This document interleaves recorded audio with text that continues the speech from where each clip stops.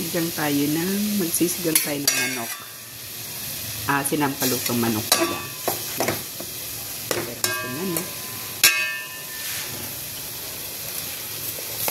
Medyo ano lang natin ito. Para maalis yung lansa. Sangkutsa lang natin. Pero hindi na po ito natin ginisa, ha? Wala nang mantika, avoid mantika. Ayan, nilagyan lang natin ito ng luya tsaka sibuyas. Wala nang bawang kasi hindi naman tayo nagisa. Sangkutsa lang. Ano ba itong akin? Masyado nga.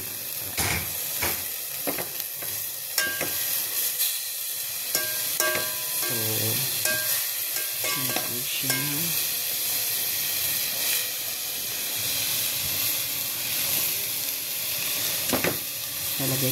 Lalagyan na po natin ng tubig.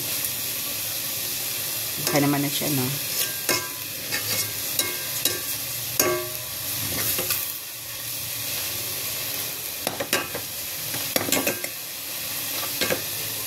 Dalawa lang kasi kami kakain kaya ganito lang ko konti.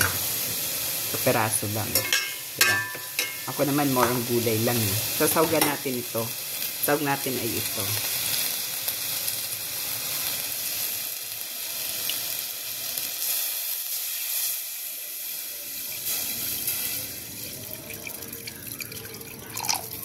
Tama niya.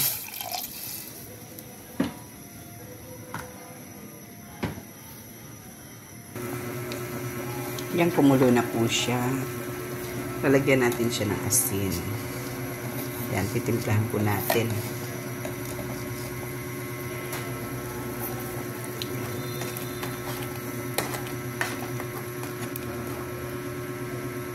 Titimplahan natin konti. Yan. Next po natin ilagay itong okra. Okra muna. Itong okrang huli na ang natin ilagay. Sinampalukang manok with okra. Sa mamaya na po natin ilagay yung sampalok. Itong mix, mamaya na po natin ilagay. Kasi kapag ilagay natin ito na hindi pa nailagay magulay, ang pangit kukunat. Tingnan uli natin yung ating okra. Yan. Medyo bumubula siya, no? Kasi yung okra kasi is maano siya, malapot, diba? Kaya yan. Sinampalukang manok. Ngayon ilagay po natin yung ating kangkong. Tapos lagyan din natin ng sili. Pagsabay na natin ito. Natin.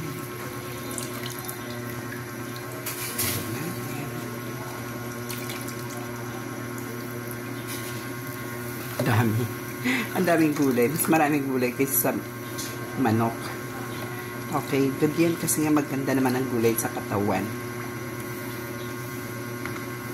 Yan. Sama-sama na po yan.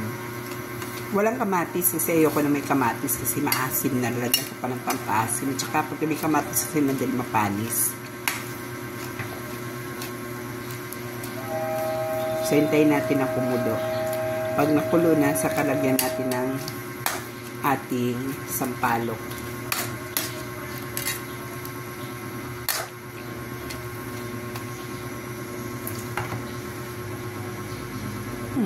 Nangangamoy na. Check natin ulit.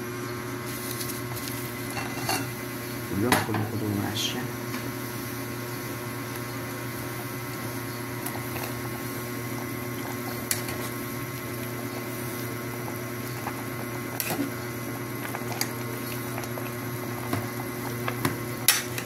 So, luto naman na siya, no? So, lalagay na po natin itong ating sampalok, pampaasim. Yan.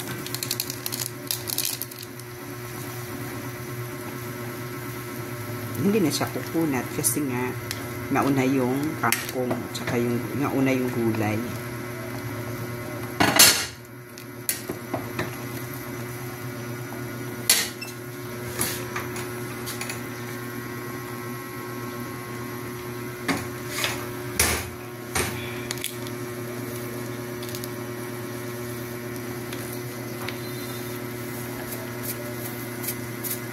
Ayaw tumakbay, ayaw.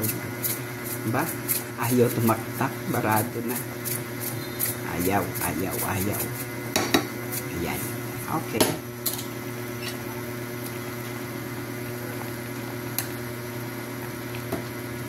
Pampatasa.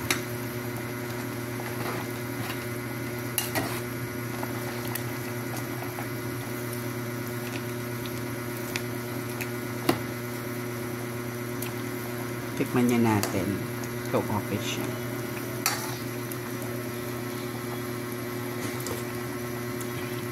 Tama lang yung asin niya.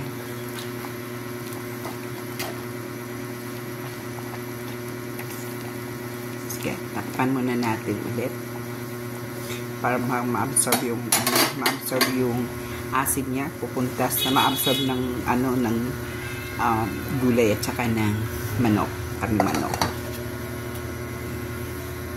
Nangangamoy na talaga siya. Mukhang luto na siya. Sa natin ulit. Wow.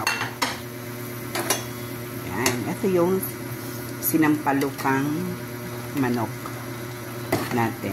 Okay na yung finished product. Luto na. Luto na siya, diba? Tingnan. Tikman uli natin bago natin patayin.